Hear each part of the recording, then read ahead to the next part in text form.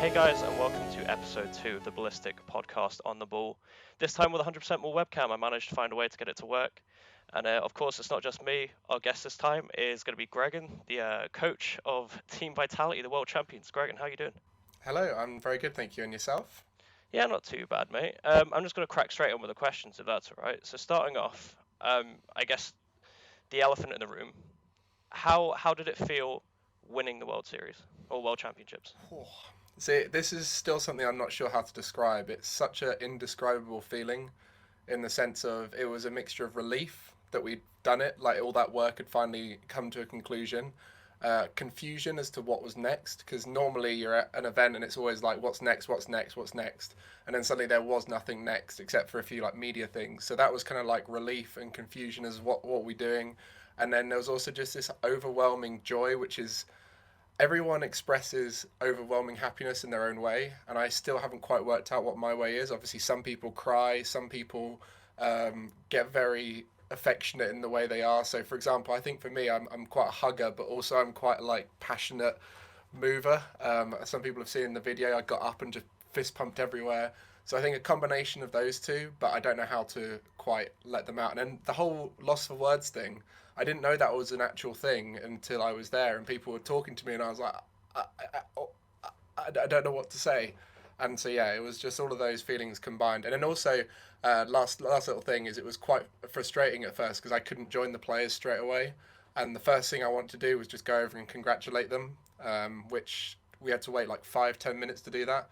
But then once they let all the players go and say hello to them, I was there first. So that was quite a nice little moment. Yeah. I'll I'll get onto that whole coach thing in a little bit, in Mm-hmm. terms of like rule changes that we've seen recently and stuff like that. But before that, I just wanted to talk more so about when did this really come to scope for you guys that you had a really good chance of walking away with the world title? Was it at the beginning of the season? Was it only at LAN? Oh, so that's a tough one because the goal of Vitality has always been to have the best team in the world. And when we first picked up the team, I didn't really know whether that was the right team for it. And then a few changes later, I definitely felt this season the most ready to go on and come first in the world. But I think last season I had a at the start when we picked up Scrub initially and watched them practice and stuff like that. I think that made me go, okay, we've got a contender here which could develop, and it just didn't quite develop in the right direction. So definitely the seeing Scrub get the experience and then bringing in KDOP is always going to make you feel confident. And it wasn't just that. I think Fairy Peak really revitalized himself as a player because he was, I would say he was diminishing in his ability and motivation, all this kind of stuff as the year went on last year. And then as the start of the year came around with KDOP, he boosted himself. So I think, yeah, the beginning of the season, I had a good feeling about it. But then I can tell you now, the day before, day two of Worlds, after we lost to G2, I went and had about 4 or 5 hours of self loathing where I believed we didn't do enough. I thought we'd not prepared well enough. We could have done more. We need to be more consistent. All those kind of thought processes went through my head. And so I went into day three expecting the worst because I had made that assumption that we weren't good enough. But then with the reset of the sleep and then waking up and the players motivated, obviously you put on a face when you go onto the day one and you try and make the players feel good. And then they went out played against NRG, and from that moment on, suddenly I felt the same as I did before. I thought we were the best team in the world again. Yeah, it's a pretty incredible transition because all those guys used to be really good ones players. What Hmm. what was the transition process into making them one of the best teams? Okay, yeah, that's a good question. I think ones is really important because it allows you to have the ability to take on all of the pressure yourself. 1v1, close 1v1 games are probably the most high pressure situations because it's all on you. It also gives them incredible ball control and, most importantly, shooting, which is why I think KDOP used to be so good at it back in the day because he could just boom everything into the net. Obviously, KDOP's been a threes player for a lot longer now. We've got full faith in him to be a top threes player. Um, but I think it's a combination of the basic mechanics that they've got and the fact that they're willing to learn and adapt, which is such a 1v1 trait that they brought over to threes. And I think with Scrub, as he's converted into a threes player over last season and just before season six, he started to look really good in a three setting. And he plays a very different role to a lot of players within our LCS. And I think he's incredibly good at that, the kind of disruptive player. And other than that, we've got such a good mindset as a team in the sense that we talk about our problems, we communicate our problems, we know what is good for us, we don't try and overdo things. So I think we scrim probably the least out of a lot of European RLCS because that's what we believe is right for our players.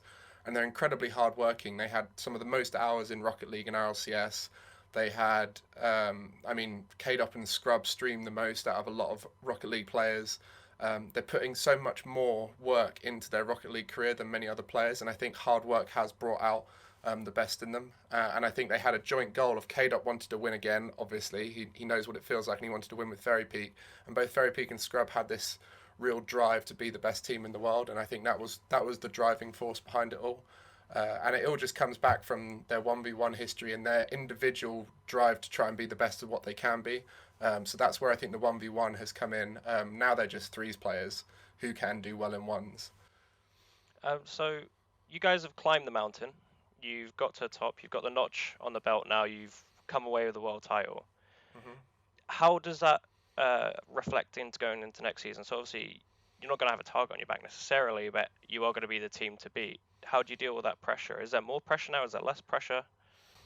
Yeah, it's kind of weird in Rocket League in the fact that we have two worlds per year. Most competitions don't even have one per year, and then some have one per year. Within esports, it tends to be one per year. But in general, worlds doesn't feel as big a deal as it does in many other things. So I think for us, it's very important that we keep winning because we want to be the best team in the world, and you can't do that with a one-off event. So they're going to try and win Montreal. We're going to try and do well at Beyond the Summit. Obviously, Beyond the Summit is slightly different, but we also want to achieve highly at the next Worlds and every event we get put in front of us. And I think that's the mantra of the team is to try and play our best whenever we can and hopefully get the results as a consequence. And I think next Worlds will be different. The teams will all be very different. Obviously, NRG are going into it with big hype now. They've got Turbo Pulsar. But for the most part, I feel like as long as we play our best like we did on that final day of RLCS Worlds and we keep doing that at vital points throughout the journey to being number one again, I have no doubt that we can do it again. And I think the players haven't lost any motivation, especially now they've had their break in the summer. They've come back refreshed, revitalized, ready to go on and keep doing it. And I think we might have a target on our back, but I think we had that from the start of the season.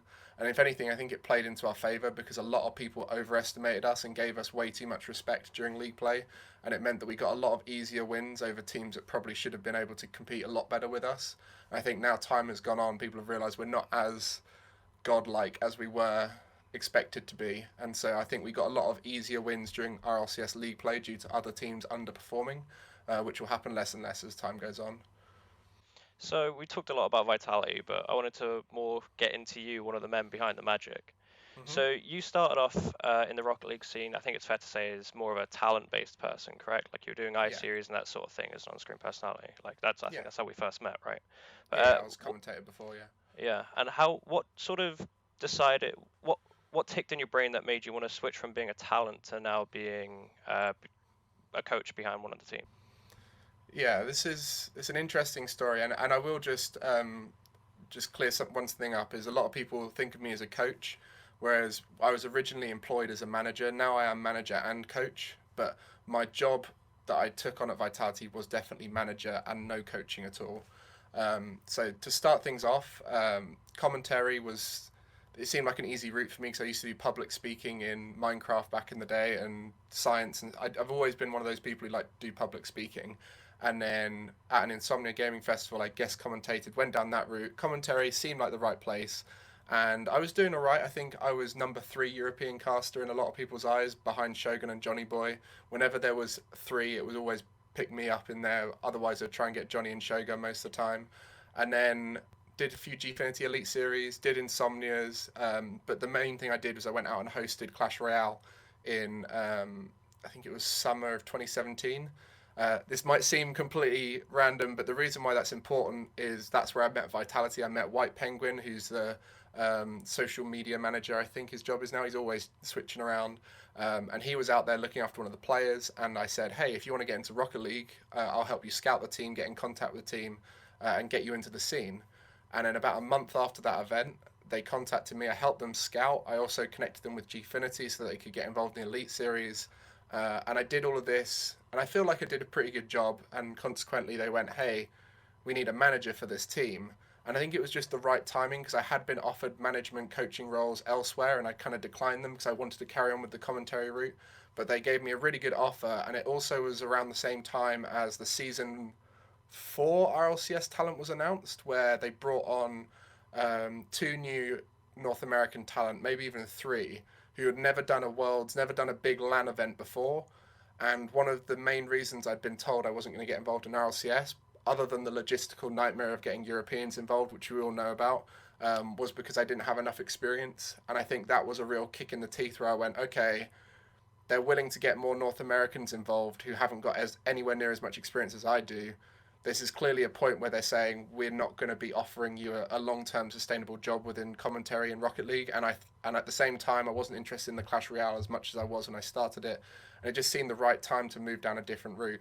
And so I took up the management offer from Vitality, and then about a month after I took it on, DreamHack Leipzig happened, 2018, which was the biggest event I'd ever done, and it was also the one where everyone finally recognised what I was like as a commentator, and maybe from that we could have spiraled into RLCS, could have spiraled into loads of events, but I really don't know what would have happened, and I still believe what I did was the right decision in going down a sustainable, safe route of getting a monthly salary, having more CV based future proofing. Like I can always say I've managed at Vitality, and I can always say now I've managed a world champion team, so I can always just chain management jobs within esports. So I feel like I'm safe and secure. And I've also, sorry to kind of go on about it all, but the management coaching route has always been something that has been a backup plan, because while I was at university, I managed a sports society. So I was the president of a sports society at university. When I was at school, I was managing and organising clubs. I was captain and organising sports teams at schools. Like, I've always been one of those people who's organised things. And so I think going down that management coaching route made sense for me because I've got the right skill set for it and I've got the right mindset for it.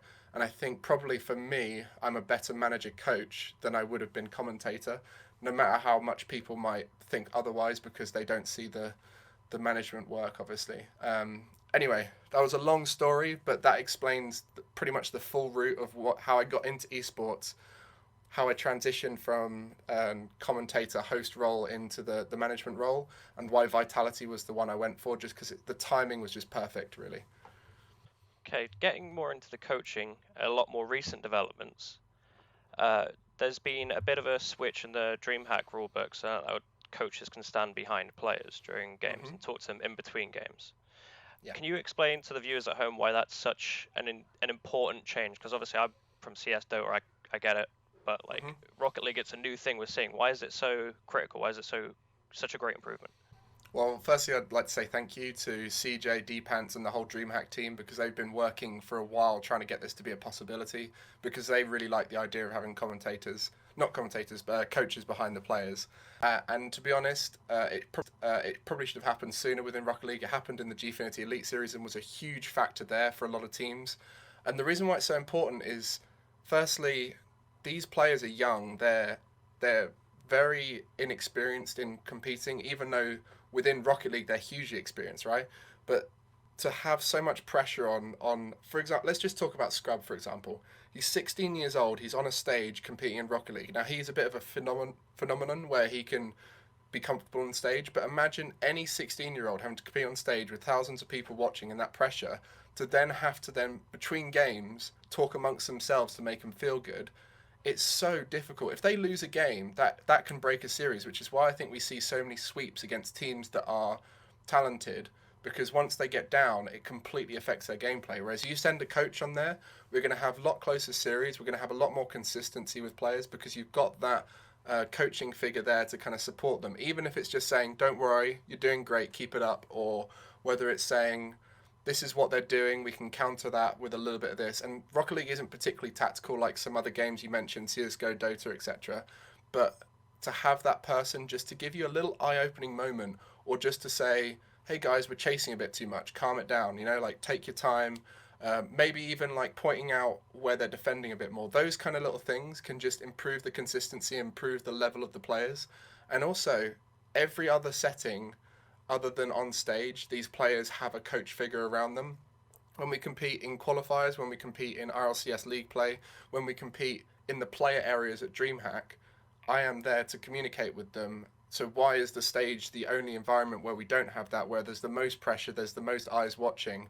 I feel like it seems kind of counterintuitive to have that system everywhere but the stage.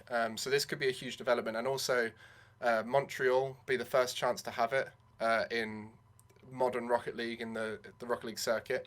And then if that goes well, we might start seeing it implemented in RLCS. We might start seeing it implemented consistently across the board, which could be a huge development in the way Rocket League is presented and the way the players are performing on stage, because we might start seeing a dominant team that is just really consistent with that coach support. And hopefully that can be us. Or maybe it'll be a team like NRG. You never know.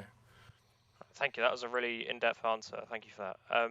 I just wanted to finish off with a bit more of a light-hearted question, I guess. Mm-hmm. So say going into next season, Vitality, for some reason, they're not allowed in. They're not in RLCS anymore. The four of you, you're not allowed to be there.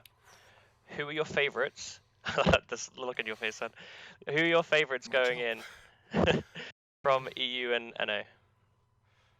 Oh, this is tough. So from North America, I think there's no doubt that the big three is still going to be the big three. I think NRG are going to start off a bit slow because they've got to get used to the new system. But I think Cloud9 will continue their usual style of stepping up at LAN, stepping up in important games, but also being a little bit loose when it doesn't matter. And G2 will be consistently second or third in that big three, except for recent Worlds. But yeah, I think those big three are going to continue being like that. Fourth in North America, to be honest, I don't know North America well enough, but it could be anyone's game. I don't think it's going to still be Rogue. I think Rogue are going to be like fifth, maybe sixth. I think they're still going to be in RLCS, but I think another team's going to step up because it seems to be the way it works in North America. In Europe now, new TSM, I think could be scary with Alpha. I think when they start getting used to each other, they can be very scary. We've scrimmed against them a bit, and when they're playing well, they are very fast and they're all mechanically really strong. And I think it really allows Remco to play a much more consistent role where before he felt like he might have needed to step up a bit more. Then I think PSG is still going to be really solid. They're the only roster that's really stuck together for a long time, and there's a good reason why they're consistent now. And they're just consistently moving up a spot every season. And then I really don't know. It could be anyone's game. I think Bricks could be scary, especially if they get the momentum lift of getting picked up by an org. That's huge if that happens. Yeah, it's anyone's game in Europe, I think, except for us and PSG, who I think are going to remain in top four. I mean, we don't exist anymore. Sorry, we don't exist anymore. PSG are going to remain in the top four, as always. Veloce might even do well. Like, Veloce with... Oh, yeah, because Flame's nuts, and Cassio's nuts, and Freaky's always been really good. Like, obviously, he's been at RLCS level for the last 4 or 5 seasons. So, yeah, that could be a scary team as well. Whew, Europe's going to be fun. All right, well, thank you, Gregan, for your time. I do appreciate the answers. You get some really in-depth answers there. I'm sure the viewers appreciate it. So until next time. Thank you very much. It's been a joy coming on here, and I look forward to the future podcasts.